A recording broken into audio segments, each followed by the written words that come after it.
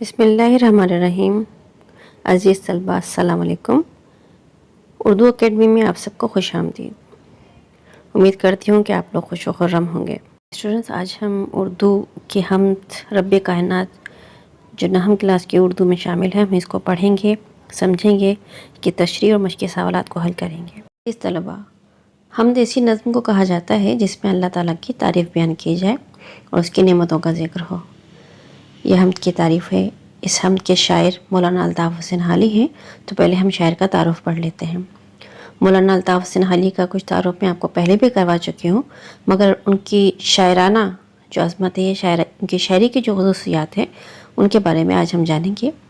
مولانا الطاف حسین حالی کی شاعری میں سادگی اول شرط ہے۔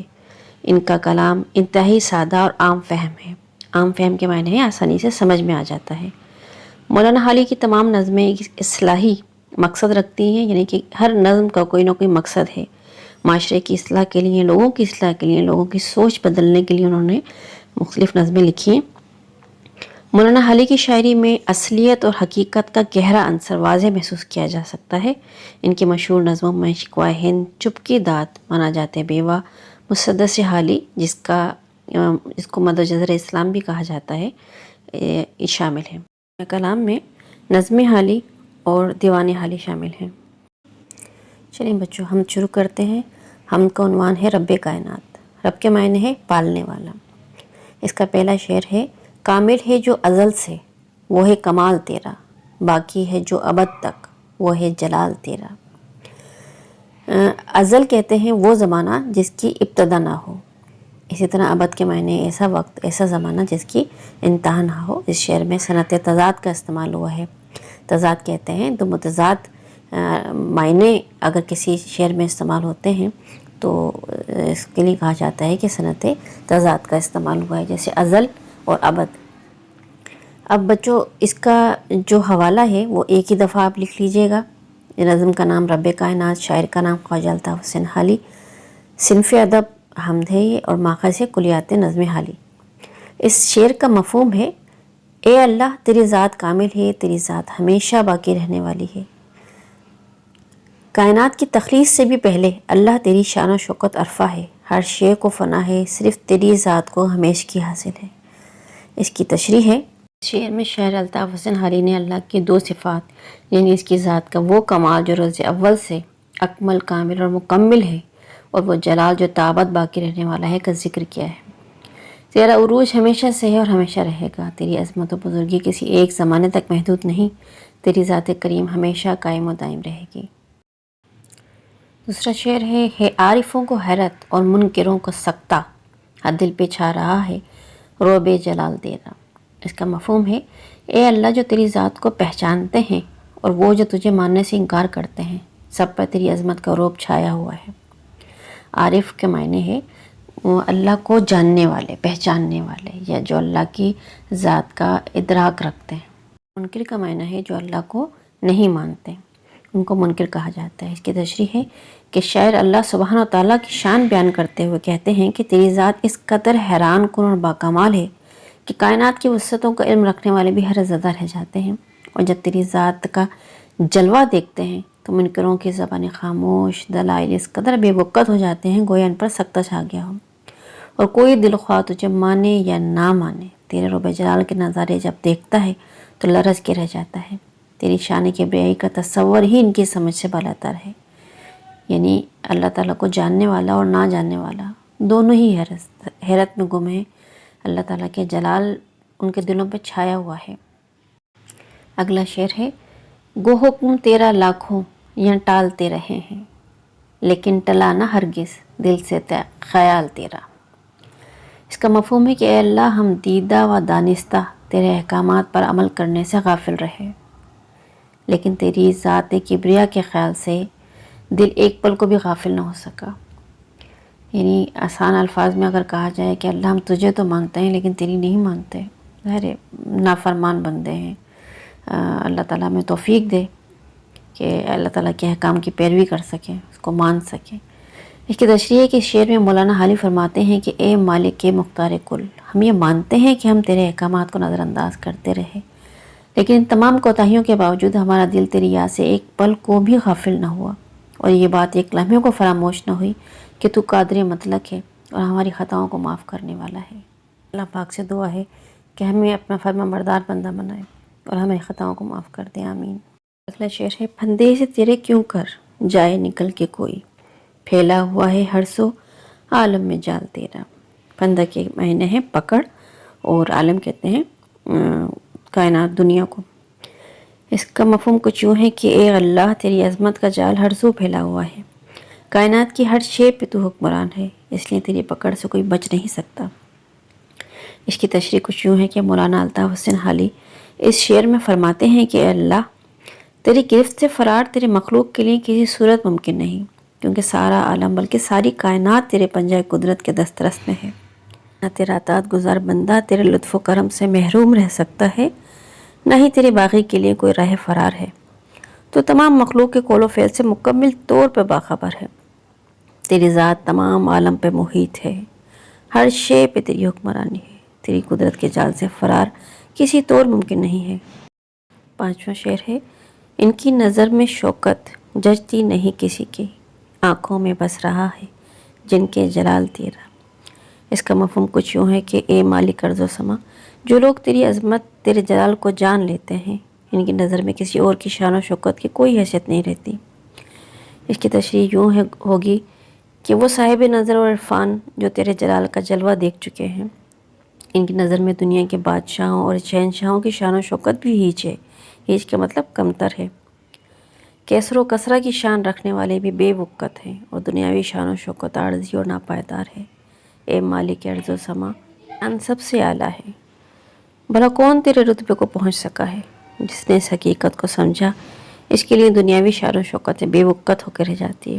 بے وقت کے معنی ہے جس کی کوئی حیثیت نہ ہو۔ اور کیسر و کسرہ روم اور فارس کی بہت بڑی سلطنت تھی، تو جو اللہ کو جان لیتے ہیں، جو اللہ سے رو لگا لیتے ہیں، ان کے لیے سب چیزیں بیکار ہوتی ہیں۔ دنیا کی بادشاہت، نمود و نمائش، عیش و عشرت کوئی معنی نہیں رکھتا۔ اگلا شعر ہے، دل ہو کے جان تجھ سے کیوں کر عزیز رکھیے، دل ہے سو چیز تیری، جاں ہے سو مال تیرا۔ اس کا مفہوم کچھ یوں ہے کہ اے اللہ، سب کا مالک تو ہے، ہمیں تجھ سے زیادہ کوئی شے عزیز نہیں، خواہ وہ ہماری جان و دل ہی کیوں نہ ہو، سب تجھ پہ قربان ہے۔ اس کی تشریح ہے کہ اس شعر میں شاعر اللہ سے اپنی بندگی کا اظہار کچھ یوں کرتے ہیں کہ دل ہو کے جان سب تیرے ہی عطا کرتا ہے، تو تیری عطا کی ہوئی نعمت ہمیں تجھ سے بڑھ کر عزیز نہیں ہو سکتی۔ تیری ذات ہمیں ہر چیز سے پیاری، اپنی زندگی سے بھی زیادہ عزیز ہے۔ اللہ ہمیں اپنی جان اور دل سے بھی بڑھ کر عزیز ہے، اور دل اور جان تو دیے ہوئے ہی اللہ کے ہیں، تو جو چیز اللہ نے دی ہے تو ظاہر ہے وہ اسی کا مال ہے، اور ہمیں اس سے، ان تمام چیزوں سے بڑھ کر ہمیں اپنے اللہ سے، اپنے رب سے پیار ہے۔ ہم کا آخری شعر ہے، بیگانگی میں حالی یا رنگ آشنائی، سن سن کے سر دھنیں گے قال اہل حال تیرا۔ بیگانگی کے معنی ہے نہ جاننا، واقف نہ ہونا، رنگ آشنائی، آشنا ہونا، واقفیت ہونا، سر دھننا، جذب و مستی کی کیفیت سرشار ہونا۔ اس کا مفہوم ہے کہ اللہ، حالی تیری قدرت کے بھید نہ پا سکا، تو اس سے بیگانہ ہی رہا، یعنی کہ حالی تجھے ٹھیک سے جان بھی نہ سکا اللہ کو، لیکن اس کے باوجود یہ تیری محبت کا کمال ہے جو حالی کے دل میں موجزن ہے، کہ جب وہ تیری حمد و ثنا کرتا ہے تو اہل دل جو تجھے جانتے ہیں وہ سن کر اپنا سر دھنتے ہیں۔ شعر کی تشریح کچھ یوں ہے، اس شعر میں حالی اپنے بارے میں کہہ رہے ہیں کہ حالی تیری ذات کا بھید نہ پا سکا اور تیری ذات پاک سے بیگانہ ہی رہا، یعنی کہ اللہ کو ٹھیک سے جان بھی نہ سکا، مگر اللہ کی ذات سے مکمل بیگانگی میں مجھے اس قدر آشنائی ہوئی ہے کہ ذات الہی کا عرفان رکھنے والے لوگ بھی جب میری لکھی حمد و ثنا سنیں گے تو اش اش کر اٹھیں گے کہ تجھ سے ناواقف ہونے کے باوجود بھی تیرا ذکر اتنی محبت سے کرتا ہے کہ حالی کلام سنتے ہی لوگ تیری محبت سے جھوم اٹھتے ہیں۔ بچوں، اس کی مشقی سوالات کرتے ہیں۔ سوال نمبر پہلا ہے کہ شاعر نے عارفوں کی حیرت اور منکروں کے سکتے کا کیا سبب بیان کیا ہے؟ اس کا جواب ہے کہ شاعر نے اس عالمگیر حقیقت کا اظہار کیا ہے کہ اللہ تعالیٰ وہ ذات کریم ہے کہ جس کے سامنے کائنات کا ذرہ ذرہ سر نگوں ہے، یعنی کہ سر جھکاتا ہے۔ جو لوگ اس کی ذات کا شعور رکھتے ہیں وہ اس کی قدرت کو دیکھ کے حیران ہیں، اور جو اس کی ذات سے انکاری ہیں یعنی کہ منکر ہیں وہ بھی اس کے قدرت کے جلوے ہر سو بکھرے دیکھ کر حیرت میں ہیں، گویا کہ سکتے میں ہوں۔ معنی ہے دکھ یا حیرت سے بے حس و حرکت ہو جانا۔ اگلا سوال ہے نظم رب کائنات میں اللہ تعالیٰ کی کون سی صفات بیان ہوئی ہیں؟ اس کا جواب ہے اس نظم میں شاعر نے اللہ تعالیٰ کی درجے صفات بیان کی ہیں۔ اللہ پاک کی ذات کمال کو دوام حاصل ہے، یعنی کہ ہمیشہ رہنے والی ذات ہے، یعنی اللہ ازل سے موجود ہے اور ابد تک موجود رہے گا۔ ہر انسان جو اللہ کو مانتا ہے اور وہ بھی جو اللہ کی ذات سے منکر ہے، اللہ کی قدرت اور رب جلال کا شعور رکھتا ہے۔ اللہ کی کوئی بھی مخلوق اس کے احاطہ قدرت سے باہر نہیں نکل سکتی۔ جو اللہ سے محبت کرتا ہے اس کے لیے دنیا بے وقت ہو جاتی ہے۔ اللہ نعمتیں عطا کرنے والا ہے۔ سوال نمبر 3 ہے کن لوگوں کی نظر میں کسی کی شوکت نہیں جچتی؟ اس کا جواب ہے کہ جو لوگ اللہ کی محبت کی متلاشی ہوتے ہیں یا اللہ سے لو لگا لیتے ہیں وہ انہیں باقی دنیا سے بے نیاز کر دیتا ہے اور ان کی نظر میں دنیا اور اس کی عیش و عشرت بے وقت ہو کے رہ جاتی ہے۔ ٹھیک ہے، مجھے سمجھ میں آ گیا ہوگا کہ جو اللہ سے لو لگاتا ہے اس کے دل میں دنیا کی اس کی عیش نمود و نمائشی چیزیں سب اس کے لیے بیکار چیزیں ہو جاتی ہیں، صرف اللہ کی محبت ہی اس کے لیے سب سے زیادہ اہم ہوتی ہے۔ سوال نمبر 4 ہے شاعر نے جان کو کس کا مال کہا ہے؟ اس کا جواب ہے کہ شاعر نے دل و جان کو اللہ تعالیٰ کا مال کہا ہے، کیونکہ دل و جان سمیت ہر نعمت اللہ سبحانہ و تعالیٰ ہی کی عطا کردہ ہے۔ سوال نمبر 5 ہے کہ شاعر نے کس چیز کو رنگ آشنائی کہا ہے؟ اس کا جواب ہے کہ شاعر نے اپنی بیگانگی کو رنگ آشنائی کہا ہے۔ اس کا مطلب یہ ہے کہ وہ اللہ تعالیٰ کے احکامات سے دور ہے مگر اس کے کلام میں اللہ کی محبت اور اطاعت کا رنگ نمایاں ہے۔ سوال نمبر 6 حمد کی تعریف لکھیے۔ اس کی تعریف میں آپ کو پہلے بتا چکی ہوں کہ حمد ایسی نظم کو کہتے ہیں جس میں اللہ تعالیٰ کی تعریف بیان کی جائے یا اس کی نعمتوں کا ذکر ہو۔ سوال نمبر 7 ہے کہ اس نظم کا مرکزی خیال تحریر کریں۔ اس کا جواب ہے کہ اللہ سبحانہ و تعالیٰ جو ارض و سما کا مالک اور مختار ہے وہ ہمیشہ سے ہے اور ہمیشہ اس کی بادشاہت قائم رہے گی۔ مولانا الطاف حسین حالی نے اللہ تعالیٰ کی تعریف بیان کرتے ہوئے ان کی صفات کاملہ کا ذکر کیا ہے کہ اللہ پاک کامل، مالک، جلیل، جمیل اور محیط ہے۔ جو شخص اللہ کی ذات کا بھید پا گیا اسے کسی کی شان و شوکت متاثر نہیں کر سکتی۔ ہر شے پہ اللہ کی حکمرانی ہے۔ اللہ پاک کی قدرت کے جال سے فرار ممکن نہیں ہے۔ امید ہے کہ حمد کی تشریح اور اس کے مشقی سوالات آپ کو سمجھ میں آ رہے ہوں گے۔ اس میں ایک بات جو غور طلب ہے وہ یہ ہے کہ مطلع کے دونوں مصرے اور ہر شعر کے مصرے کے آخر میں 13 لفظ استعمال ہوا ہے جو بار بار دہرایا گیا ہے۔ لفظ اس حمد کی ردیف ہے۔ لفظ ردیف کے معنی ہے گھڑ سوار کے پیچھے بیٹھنے والا۔ اصطلاح میں شعر میں جو لفظ قافیے کے بعد استعمال ہوتے ہیں اور بار بار استعمال ہوتے ہیں اور ایک ہی جیسے ہوتے ہیں، لفظ یا الفاظ کا مجموعہ، اس کو ردیف کہا جاتا ہے۔ اس میں 13 لفظ بار بار استعمال ہوا ہے تو یہ اس حمد کی ردیف ہے۔ اور قافیہ کہتے ہیں جو نظم میں ہم آواز الفاظ جو استعمال ہوتے ہیں، جیسے اس میں جو ہم آواز الفاظ استعمال ہوئے ہیں وہ الفاظ ہیں کمال، جلال، خیال، جال، مال اور حال۔ تو یہ جو الفاظ ہیں یہ ہم آواز ہیں اور یہ اس حمد کی قافیہ کہلائے جائیں گے۔ یعنی نظم میں ردیف تو ایک ہی رہتی ہے جبکہ قافیہ ہر شعر کے مصرے میں بدلتے رہتے ہیں۔ تراکیب کے معنی لکھیے اور جملوں میں استعمال کیجیے۔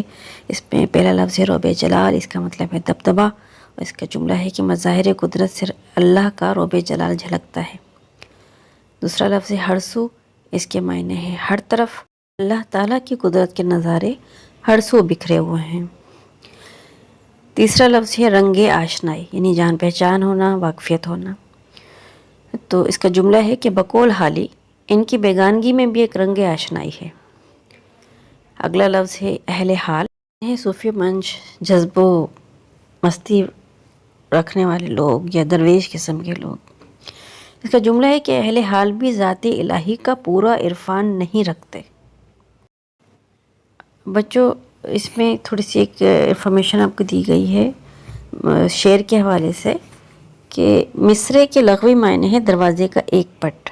آپ کو معلوم ہے کہ شعر 2 مصروں سے ہمیشہ بنتا ہے۔ شعر کو بیت بھی کہتے ہیں نا، جس کے معنی گھر ہوتا ہے۔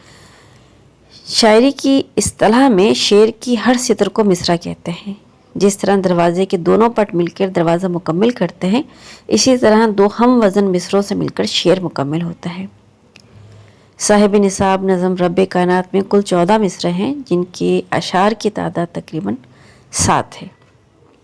اب مندرجہ ذیل سوالات کے درست جوابات پر آپ کو نشان لگانا ہے۔ حسن حالی کے مطابق کون سا بندہ حمد سرا ہے؟ تو اس کا بے نافرمان پہ آپ نشان لگا دیجئے، یہ ٹھیک ہے۔ اگلا ہے کہ حالی کے مطابق کون حیرت پہ مبتلا ہے؟ اس کا جواب ہے جیم عارف، یعنی کہ اللہ کو جاننے والا حیرت میں مبتلا ہے۔ جیم ہے کہ اللہ کی ذات کے حوالے سے سکتے کا شکار کون ہے؟ تو اس کا الف ہے منکر، یعنی اللہ کو نہ ماننے والا۔ اگلا ہے کہ اللہ تعالیٰ کی ذات کا کمال کب سے کامل ہے؟ اس کا جیم جواب جو ہے اس پہ آپ ٹک کر دیجئے کہ ازل سے، یعنی کہ زمانہ جب سے ابتدا بھی نہیں ہوئی تھی تب سے، اس کی کوئی ہمیں خبر نہیں ہے۔ اگلا ہے کہ حالی کی شاعری یا کلام سن کر کون سر دھونے کا؟ الف اہل حال۔ سین ہے کہ مولانا الطاف حسین حالی کی طویل نظم مسدس حالی کا اصل نام کیا ہے؟ تو اس کا اصل نام ہے مد و جزر اسلام۔ عزیز طلبہ، مجھے امید ہے کہ آپ کو یہ تمام چیزیں سمجھ میں آ گئی ہوں گی۔ اگر کوئی آپ سوال پوچھنا چاہتے ہیں اس حوالے سے تو آپ کمنٹ سیکشن میں مجھے میسیج کر سکتے ہیں۔ ویڈیو پسند آئے تو لائک، شیئر اور سبسکرائب ضرور کیجیے۔ خوش رہیے، سلامت رہیے۔ اللہ حافظ۔